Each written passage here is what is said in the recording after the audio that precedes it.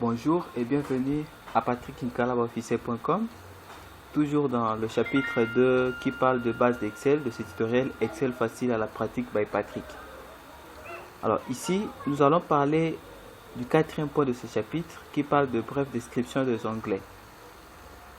Retenez que dans le troisième point, nous avions parlé d'une structure de document Excel.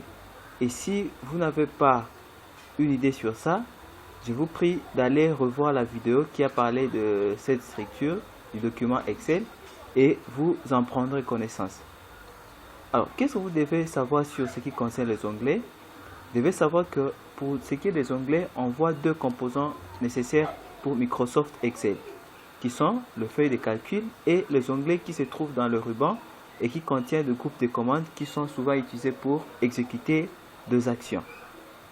Voilà. Je veux passer un peu rapidement cette partie parce que j'avais réservé juste une présentation, mais pour ce qui concerne la pratique, cela viendra dans les prochaines vidéos où vous allez voir comment nous allons solliciter chaque onglet, par exemple dans tel cas ou tel autre. Alors, avant tout cela, quels sont les différents onglets de Microsoft Excel? Vous avez l'onglet Accueil, l'onglet Insertion, l'onglet Mise en page, l'onglet Formule, l'onglet Données, l'onglet Révision et l'onglet Affichage. Par défaut, nous avons ces différents onglets-là. Mais sachez-le que à un certain moment, lorsque vous travaillez, vous pouvez être par exemple en face d'un tableau ou une image quelconque. Si vous cliquez dessus, vous allez constater que Excel va afficher par défaut, ou plutôt il va afficher un onglet lié toujours à cette image ou à ce tableau ou même à ces graphiques. Alors, une fois que vous quittez le graphique ou l'image, vous allez voir que l'onglet va disparaître. De la même façon, vous pouvez comprendre aussi que il y a possibilité d'ajouter des onglets, mais cette fois-ci, vous devez faire ça à partir du menu Fichier et puis sur Options. Mais alors, si vous êtes dans une version où il n'y a pas le menu Fichier, pas de panique, vous devez savoir que dans d'autres versions, nous avons le bouton Office qui correspond au menu Fichier dans la version que moi j'utilise. Et vous verrez aussi que là, vous n'avez pas plutôt le bouton Office, vous aurez le menu Fichier et ainsi de suite. Alors, je vous montre directement dans l'interface Microsoft Excel quels sont ces différents onglets. Nous avons ici l'interface Microsoft Excel. Le premier composant, c'est la feuille que vous voyez ici ou les feuilles qui sont en bas. Ce sont des onglets qui se trouvent dans Excel. Et ça montre l'endroit où vous êtes en train de travailler. Alors, vous avez également les onglets du ruban. Le ruban est ici. Ces onglets sont Accueil, Insertion, Mise en page, Formule, Données, Révision et Affichage par défaut comme je l'avais dit avant. Et Développeur, je l'ai ajouté, Foxit et puis Équipe également. Alors, qu'est-ce que un onglet qui se trouve dans le ruban contient? Vous devez savoir que un onglet qui se trouve dans le ruban contient le groupe de commandes qu'on va utiliser pour accomplir des actions.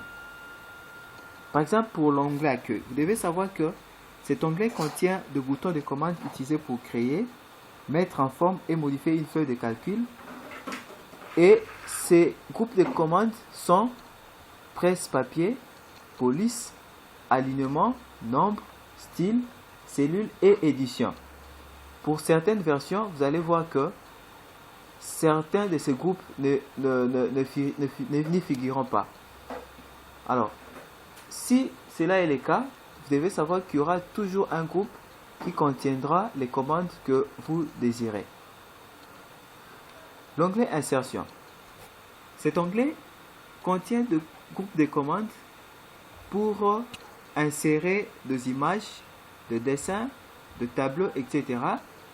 Et ces commandes sont regroupées dans Tableau, Illustration, Application pour Office, Graphique, Rapport, Graphique Sparkling, Filtre, Lien, Texte et Symbole. L'onglet Mise en page. Alors, pour cet onglet mise en page, constatez que c'est un onglet qui consiste à mettre le document en page. Et cet onglet contient des commandes ou des groupes de commandes utilisées pour mettre votre feuille de calcul en page quand vous voulez par exemple l'imprimer. Et ces commandes sont regroupées dans thème, mise en page, mise à l'échelle, option de la feuille de calcul et organiser. L'onglet formule. L'onglet formule contient deux boutons de commande utilisés pour ajouter des formules et des fonctions dans une feuille de calcul regroupée dans le groupe bibliothèque des fonctions, nom défini, vérification de formules et calcul. L'onglet données. Il contient deux boutons de commande utilisés pour importer, faire des requêtes, faire un sous-total de données dans une feuille de calcul, trier et filtrer des données, etc. Et ces commandes sont regroupées dans données externes, connexion, trier et filtrer, outils de données et puis plan. Ici. L'onglet révision.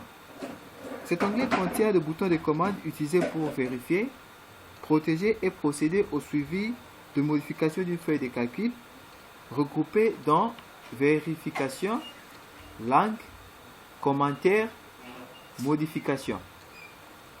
Et enfin, l'onglet affichage. Il contient le bouton de commande utilisé pour modifier l'affichage de la feuille de calcul, regroupé dans mode d'affichage, afficher, zoom, fenêtre et puis macro.